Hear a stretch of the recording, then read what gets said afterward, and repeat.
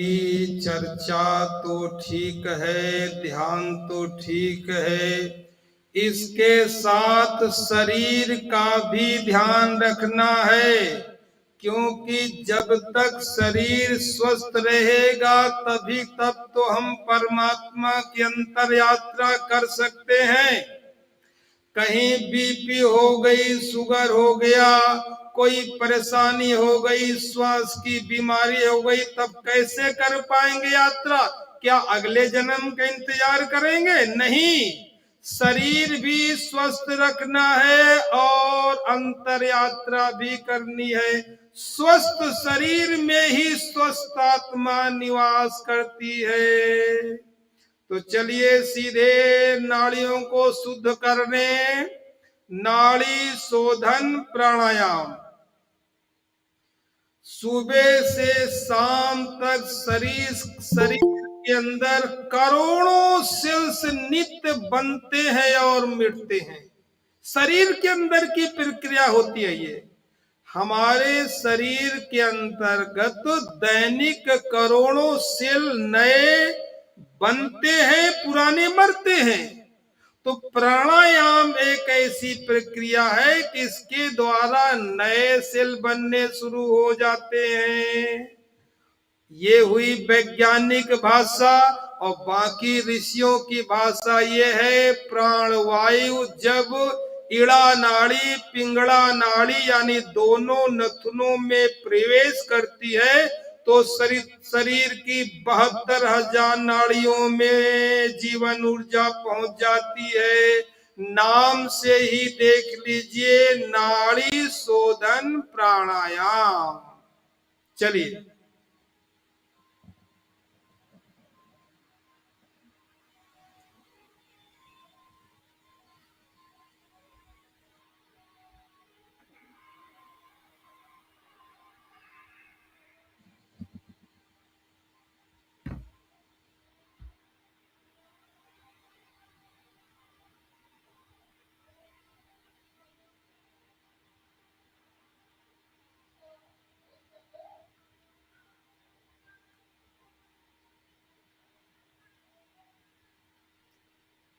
दोनों नासिका छिद्र पहले बंद कर लेंगे, इसके बाद धीरे से सीधा नासिका छिद्र बंद करेंगे और उल्टे वाले से श्वास भरना शुरू करेंगे। पूरी श्वास भर लेंगे, फेफड़ा पूरा फूल जाए, फेफड़े में जितनी गुंजाइश होती है पूरी ऑक्सीजन भर जाए। जब पूरी भर जाए तो बाएं को बंद करके दाहिने को खोल करके धीरे धीरे निकालना है। याद रखें, भरने में तेज और निकालने में रोक रोक करके धीरे धीरे निकालना है। जितने समय में एक नासिका से श्वास भरेगी उसके जस्ट डबल समय में दूसरे से निकलेगी। फिर जिससे निकलेगी इससे पूरी भर लेनी है और इसको बंद करके इसी तरह दूसरे वाले से धीरे धीरे निकालनी है। भरने में तेज, निकालने में रोक रोक करके हल्की हल्की निकालनी है।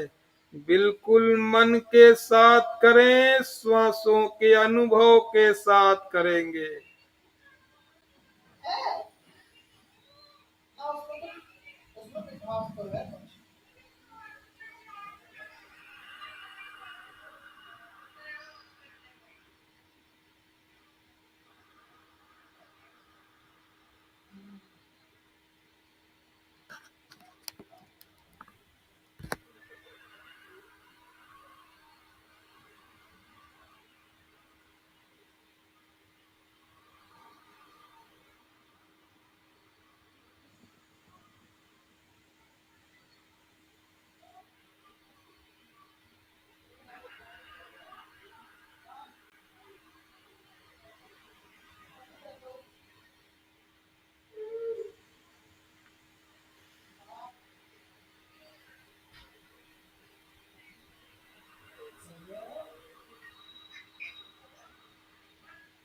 श्वास रोकने का यानी कुंभक का कोई प्रयोग नहीं करेगा।